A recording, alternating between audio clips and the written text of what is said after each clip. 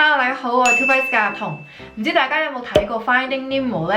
咁其實就係一出好出名嘅迪士尼卡通片啊，不過都係幾耐之前上映㗎啦。我諗可能大家對第2集 Finding Dory 比較有印象啦。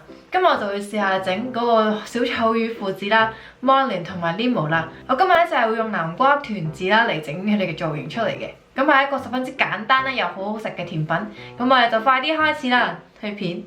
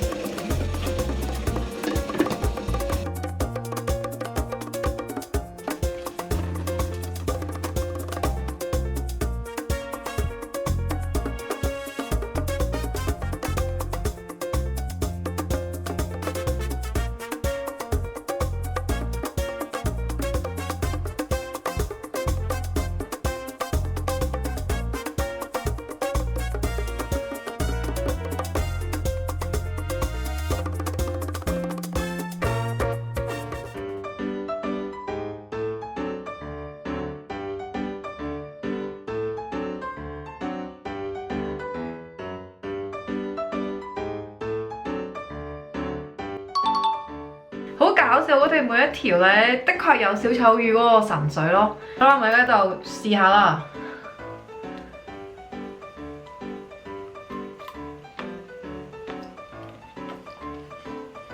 佢食起嚟嘅口感咧係好煙韌啦，比較彈口嘅感覺嘅。佢係比起湯魚會更加煙韌嘅感覺啦。喺下邊咧，我哋又放到黃豆粉啦，咁粒團子就會沾滿咗黃豆粉啦，所以食起嚟咧個黃豆粉嘅味道都幾重嘅。反而咧南瓜嘅味道就比較弱啦，唔係好食到南瓜嘅味道。個團子其實都唔需要再點任何糖漿或者蜜糖咁樣嚟食嘅，因為本身個甜度都夠嘅。咁因為始終都係糯米嘅製品啦，咁呢一個團子咧最好就唔好擺喺雪櫃，亦都最好係即日之內食晒咁就最好啦。今日嘅片咧就嚟到呢一度啦，咁如果大家中意咧就記得 like 啦，同埋訂閱我嘅 channel 啦。如果你有咩想我整咧，都可以留言話俾我聽嘅。對我純生活有興趣咧，就可以 follow 埋我 Facebook 同埋 Instagram 啦。咁今集食譜記得即時 update 咗喺 Android 手機 app 啦 ，2Bytes 食譜入邊嘅，咁大家記得 download嚟睇啦。咁我哋就下條片再見啦，拜拜。